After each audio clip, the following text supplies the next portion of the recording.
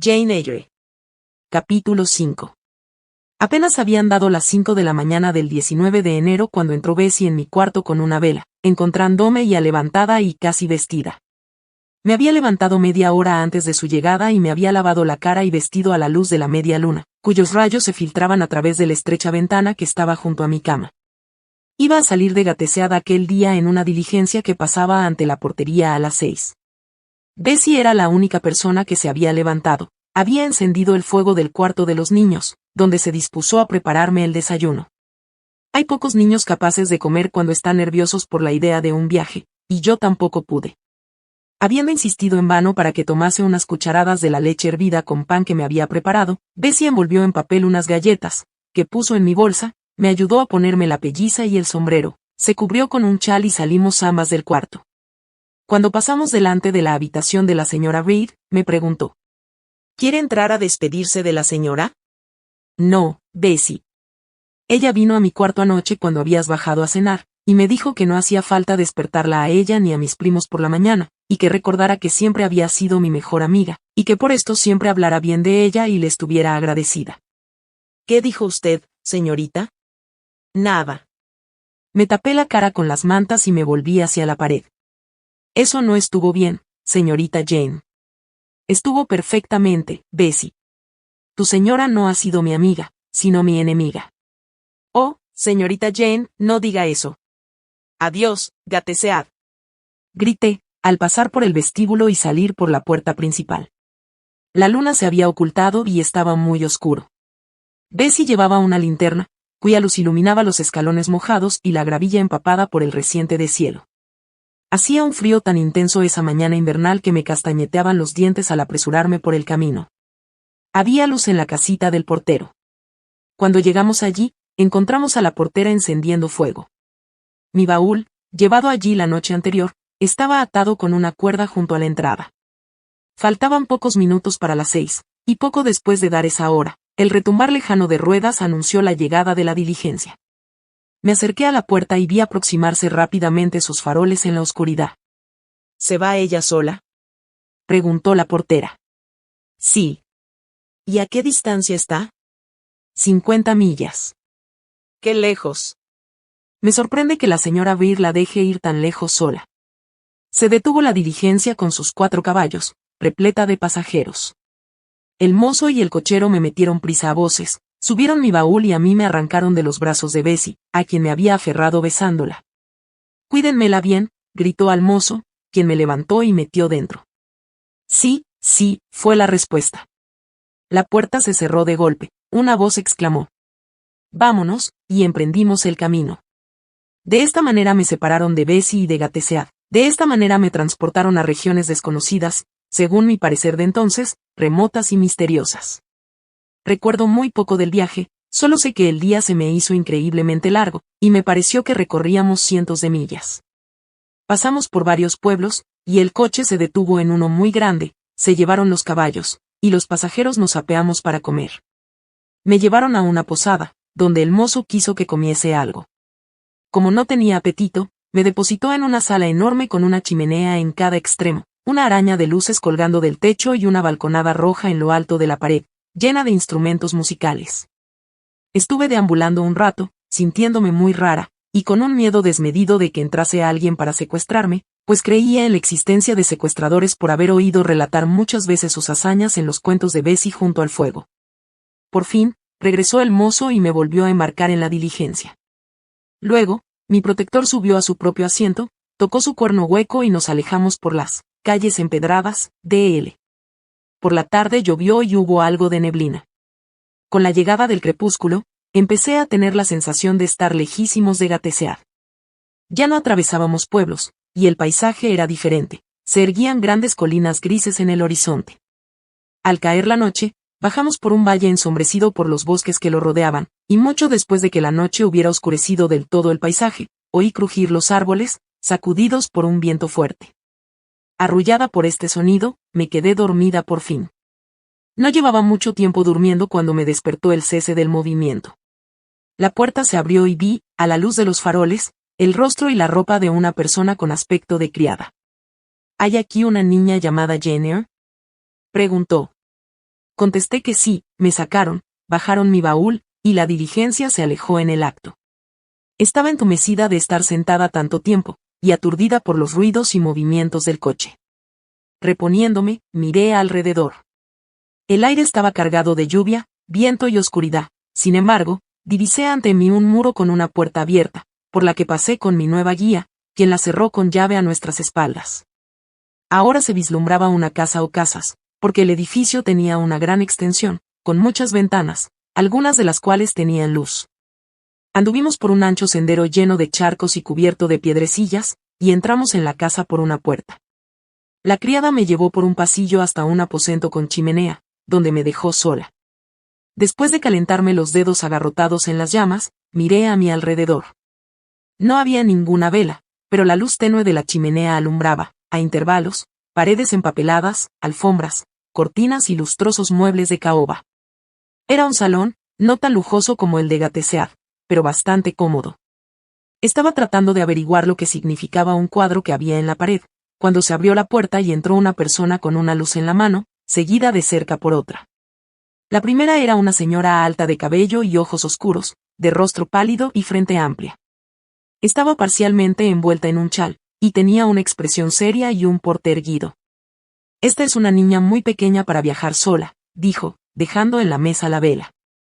Me miró detenidamente un minuto o dos, y luego prosiguió, «Convendría acostarla pronto, pues parece cansada». «¿Estás cansada?», me preguntó, poniéndome la mano en el hombro. «Un poco, señora». «Tendrás hambre también, sin duda». «Que cene alguna cosa antes de acostarse, señorita Miller». «¿Es la primera vez que te separas de tus padres para ir a la escuela, pequeña?».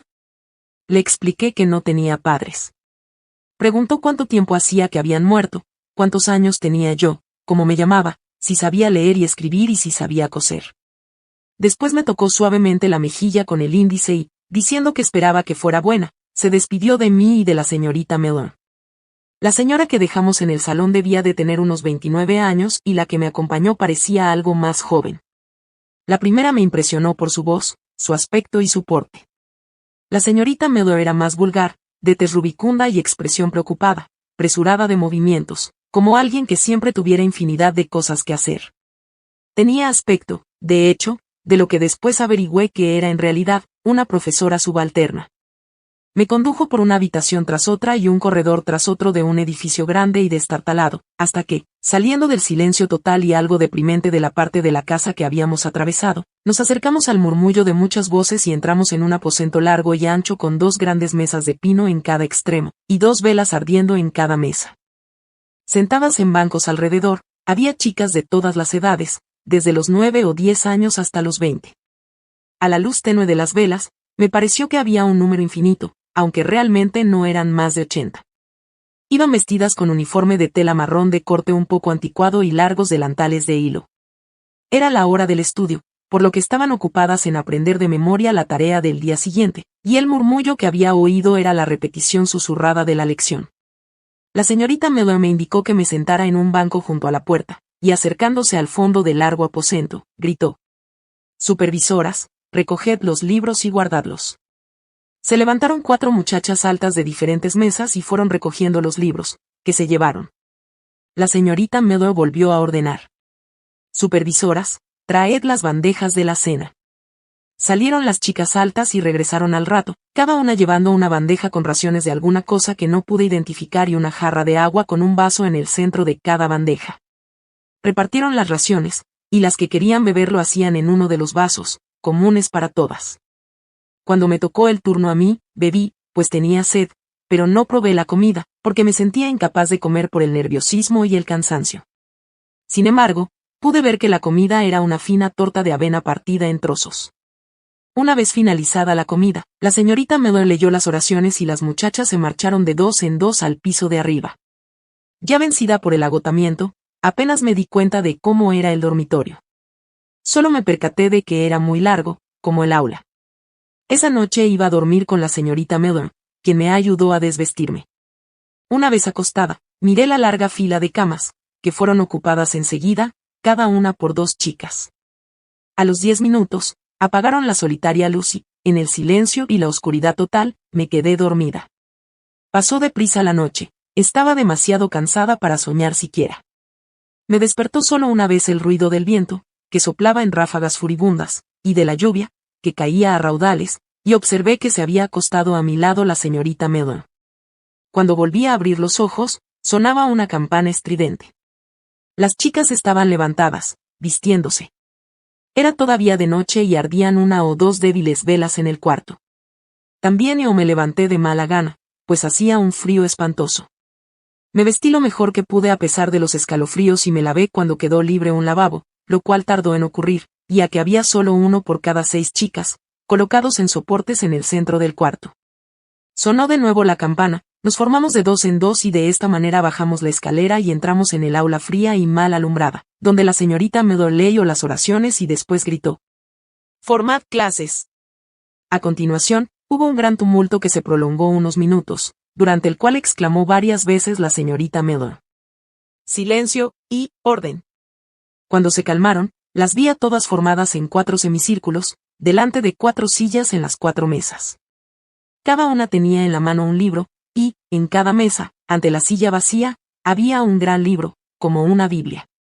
Siguió una pausa de varios segundos, inundada por un débil murmullo indistinto de números. La señorita Mellon fue de clase en clase acallando este sonido indefinido. A lo lejos se oyó el tintineo de una campana y entraron 3 señoras, que se dirigieron a las mesas y se sentaron. La señorita Mellon se sentó en la 4ª silla vacía, la más cercana a la puerta, ocupada por las niñas más pequeñas. A esta clase inferior fui llamada y colocada en el último lugar. Ahora empezó el trabajo en serio. Se repitió la oración del día y se recitaron algunos textos de la Sagrada Escritura, y a esto siguió una lectura prolija de capítulos de la Biblia, que duró 1 hora. Para cuando se hubo completado este ejercicio, había amanecido del todo. La campana infatigable sonó por 4ª vez, las clases se formaron, y marchamos a desayunar a otra habitación. Qué contenta me sentía ante la idea de comer algo. Estaba casi enferma de hambre, ya que había comido tan poco el día anterior. El refectorio era una habitación enorme y tenebrosa de techo bajo, y, sobre 2 largas mesas, humeaban grandes fuentes de algo caliente, que, sin embargo, y con mucha congoja por mi parte, despedía un olor muy poco apetecible. Presencié una manifestación colectiva de disgusto cuando llegaron los vapores de la colación al olfato de las destinatarias. Desde las filas más avanzadas, las muchachas altas de la primera clase, se elevó el susurro: «Repugnante. La avena está quemada otra vez». «Silencio», ordenó una voz, no la de la señorita Mellon, sino de una de las profesoras principales, una figura pequeña y morena, elegantemente vestida, pero de aspecto algo malhumorado, que se instaló en la cabecera de una mesa, mientras que una señora más robusta presidía otra. Busqué inútilmente a la que había visto la noche anterior, pero no se la veía. La señorita Mellon ocupaba el otro extremo de la mesa en la que yo me había sentado, y una extraña señora mayor de aspecto extranjero, la profesora de francés, como supe más adelante, se sentó en el lugar correspondiente de la otra mesa. Bendijimos la mesa con una larga oración y cantamos un himno. Una criada trajo té para las profesoras y empezó la comida. Famélica y algo desmayada, devoré una cucharada o 2 de mi ración sin pensar en el sabor, pero una vez aplacada el hambre más acuciante, me di cuenta de que tenía delante un rancho nauseabundo, pues la avena quemada es casi tan mala como las patatas podridas, ni la misma inanición la hace tragable. Las cucharas se movieron con lentitud, y vi como cada muchacha probaba la comida e intentaba tragarla, pero, en la mayoría de los casos, desistieron enseguida. Se había acabado el desayuno y nadie había desayunado.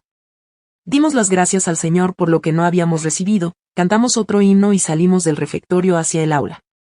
Yo estaba entre las últimas en salir. Al pasar por las mesas, vi a una de las profesoras coger una fuente de la sopa y probarla, luego miró a las demás y todos los rostros mostraban descontento, y una de ellas, la corpulenta, susurró: «¡Qué mejunje más abominable! ¡Qué vergüenza!». Durante el cuarto de hora que pasó antes de reanudar las clases, hubo un gran barullo en el aula. En este espacio de tiempo, parecía permitirse hablar en voz alta con toda libertad, y se aprovecharon las muchachas de este privilegio. Toda la conversación versó sobre el desayuno, vilipendiado por todas por igual. Pobres criaturas, era su único consuelo. La señorita Mellon era la única profesora presente en el aula y estaba rodeada de un grupo de chicas mayores, que hablaban con gesto grave y hosco. Oía algunos labios pronunciar el nombre del señor Brocklehurst, lo que provocó que la señorita Mellor moviera la cabeza con desaprobación. Sin embargo, no se esforzó mucho por frenar la ira de todas, ya que seguramente la compartía. Un reloj dio las 9 y la señorita Mellor salió del círculo que la rodeaba para ponerse en el centro de la habitación, donde gritó: «¡Silencio! ¡A vuestros sitios!». Se impuso la disciplina. A los 5 minutos, el alboroto confuso se convirtió en orden, y un silencio relativo tomó el lugar del clamor de voces. Las profesoras principales tomaron sus puestos puntualmente, pero aún había una sensación de espera. Distribuidas en bancos en los lados de la habitación, inmóviles y erguidas, estaban las 80 muchachas. Formaban un grupo singular, con su cabello retirado de las caras, sin un rizo a la vista, sus vestidos marrones cerrados hasta el cuello, rodeado de una estrecha pañoleta, sus faltriqueras de hilo, parecidas a las bolsas de los escoceses, atadas delante de sus vestidos, haciendo las veces de costureros, sus medias de lana y zapatos rústicos abrochados con hebillas de latón. Más de 20 de las así vestidas eran muchachas crecidas, o, mejor dicho, mujeres, y no les sentaba bien el uniforme, que hacía que incluso las más guapas tuviesen un aspecto extraño. Yo aún las observaba a ellas, y a intervalos a las profesoras, ninguna de las cuales me agradaba del todo, pues la corpulenta era un poco basta, la pequeña bastante torva, la extranjera severa y grotesca, y la pobre señorita medio colorada y curtida, y agotada por el exceso de trabajo, cuando, en el momento que pasaba mis ojos de un rostro a otro, se levantaron todas simultáneamente, como accionadas por un mismo muelle. ¿Qué ocurría? Como no había oído ninguna orden, estaba desconcertada. Antes de recuperarme, se sentaron de nuevo y como vi que todos los ojos se dirigían a un mismo punto, miré también hacia allí y vi a la persona que me había recibido la noche anterior. Estaba de pie al fondo de la larga habitación, junto a una de las chimeneas que ardían en los dos extremos, examinando gravemente, en silencio, las dos filas de muchachas. La señorita Mellor se acercó a ella, pareció hacerle una pregunta y, tras recibir la respuesta, regresó a su sitio y dijo en voz alta: «Supervisora de la primera clase, ve por los globos terráqueos». Mientras se acataba su orden, la señora consultada por la señorita Mellor caminó lentamente por la habitación. Supongo que debo de estar dotada de una gran capacidad de veneración, pues aún recuerdo la sensación de admiración con la que seguí sus pasos. Vista a plena luz del día, era alta, rubia y de formas armoniosas, los ojos oscuros, de mirada benévola, rodeados de largas pestañas, aliviaban la palidez de su amplia frente. Su cabello castaño oscuro estaba recogido en rizos abiertos en las sienes, según la moda de aquel entonces, en que no se estilaban ni bandas lisas ni tirabuzones largos. Su vestido, también de la moda de la época, era de paño morado, adornado con una especie de remate español de terciopelo negro. En su cintura brillaba un reloj de oro. Los relojes eran menos corrientes entonces que ahora. Para completar el cuadro, que el lector añada facciones refinadas, un cutis pálido y transparente y un porte elegante, y así se hará la idea más fiel del aspecto de la señorita Champo que las palabras puedan dar. Después supe que su nombre de pila era María, pues lo vi escrito en un devocionario que me dejaron para ir a la iglesia. La directora de Lobood, pues este era el cargo de esta señora, se sentó ante dos globos terráqueos que estaban colocados en una de las mesas. Congregó a la primera clase a su alrededor y comenzó a impartir una lección de geografía. Las clases inferiores también fueron convocadas por sus profesoras y durante una hora se sucedieron las lecciones de historia y gramática, seguidas por otras de caligrafía y aritmética, y lecciones de música impartidas por la señorita Champo a algunas de las muchachas mayores. La duración de las lecciones era regida por el reloj, que por fin dio las 12.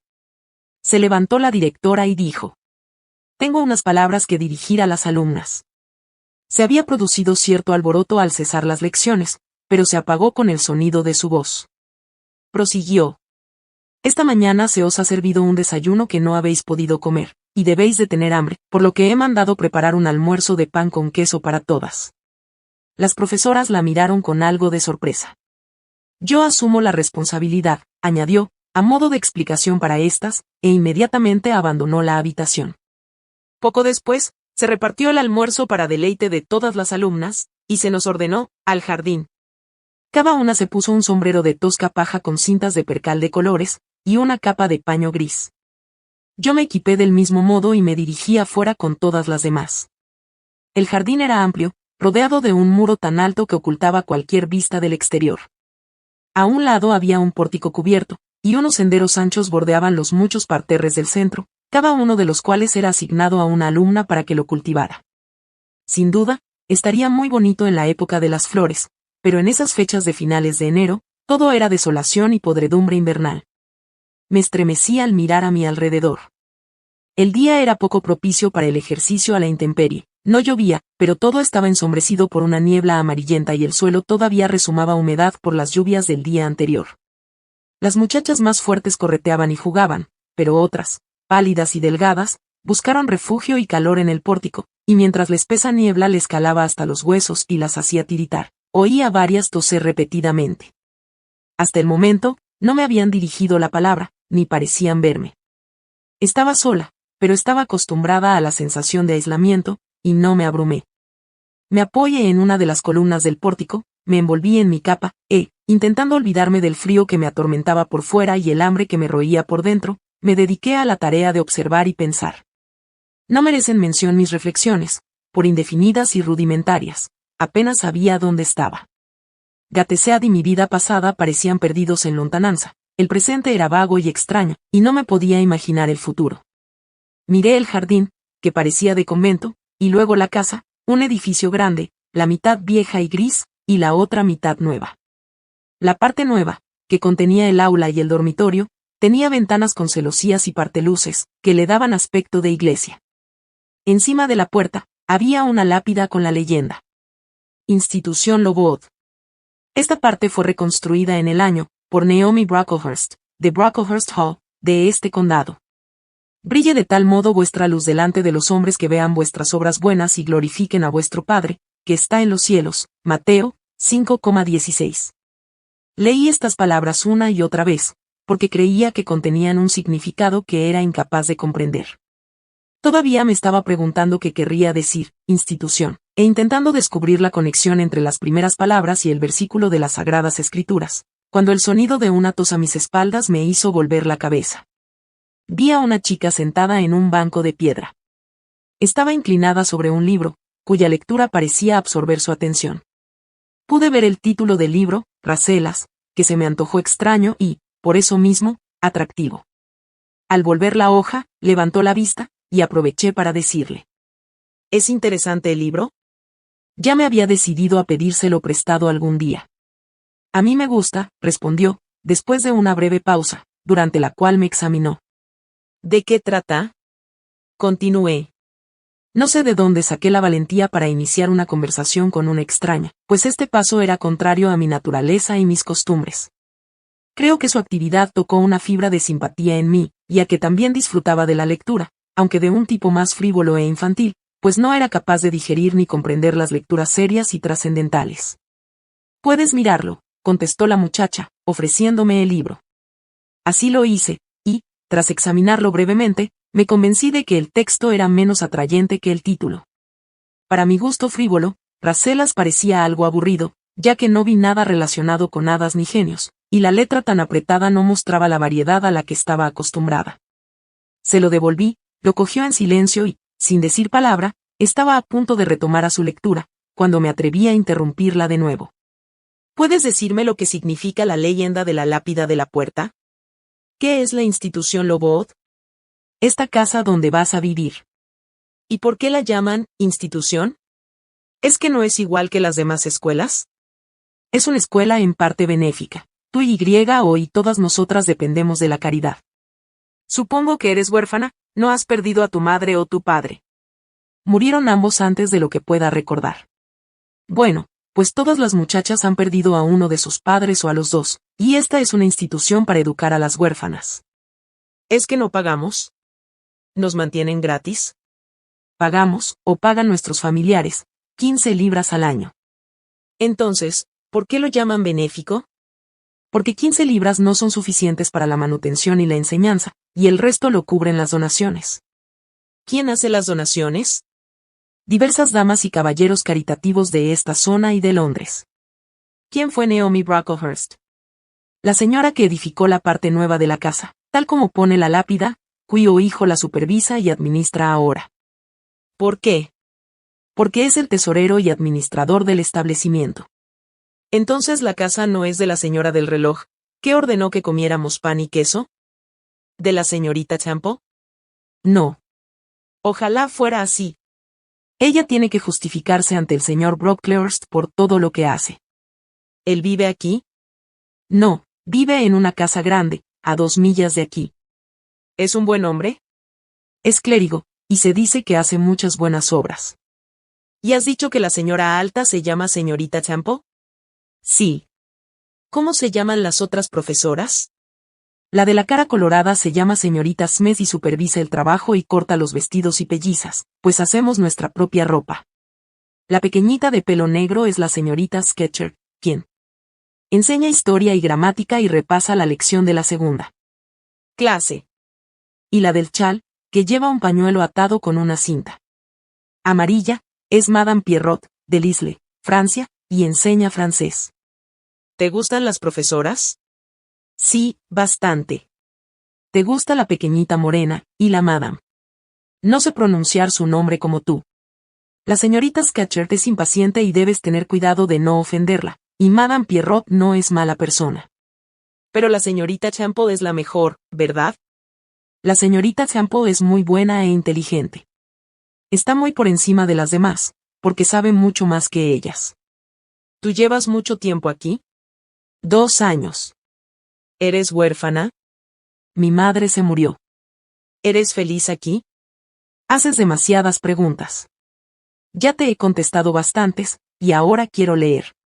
Pero en ese momento sonó la campana anunciando la comida, y entramos todas. El olor que llenaba el refectorio no era mucho más apetecible que el que nos había deleitado por la mañana. Sirvieron la comida en 2 fuentes enormes de hojalata, que despedían un vaho con fuerte olor a cebo rancio. Descubrí que el rancho consistía en un guiso de patatas mezcladas con extrañas tiras de carne rancia. Distribuyeron un plato bastante abundante de este mejunje a cada alumna. Comí lo que pude y me pregunté si comeríamos igual todos los días. Inmediatamente después de comer, nos trasladamos al aula, donde se reanudaron las lecciones, que siguieron hasta las 5. El único suceso interesante de la tarde fue que vi cómo la chica con la que había hablado en el pórtico fue expulsada de la clase de historia por la señorita Scatcherd, quien la mandó ponerse en el centro de la gran aula. El castigo me pareció extremadamente degradante, en especial para una chica tan mayor, pues debía de tener 13 años o más. Esperaba que mostrara señales de aflicción y vergüenza, pero me sorprendió que no llorase ni se ruborizase. Se quedó de pie, seria y tranquila, blanco de todos los ojos. ¿Cómo puede soportarlo con tanta serenidad?, me pregunté.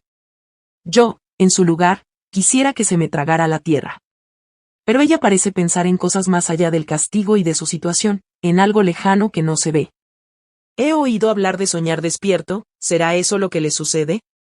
Sus ojos miran el suelo, pero estoy segura de que no lo ve, parece mirar hacia adentro, en su corazón. Creo que mira sus recuerdos, no lo que tiene delante. Me pregunto qué clase de chica es, si buena o mala. Poco después de las 5, tomamos otra colación, que consistió en una pequeña taza de café y media rebanada de pan moreno. Devoré el pan y tragué el café con fruición, pero habría comido otro tanto, ya que tenía hambre aún. Luego hubo media hora de recreo y después estudio, seguido del vaso de agua y el trozo de torta de avena, las oraciones y la cama. Así transcurrió mi primer día en Loboth. No se pierdan el siguiente capítulo de esta magnífica obra.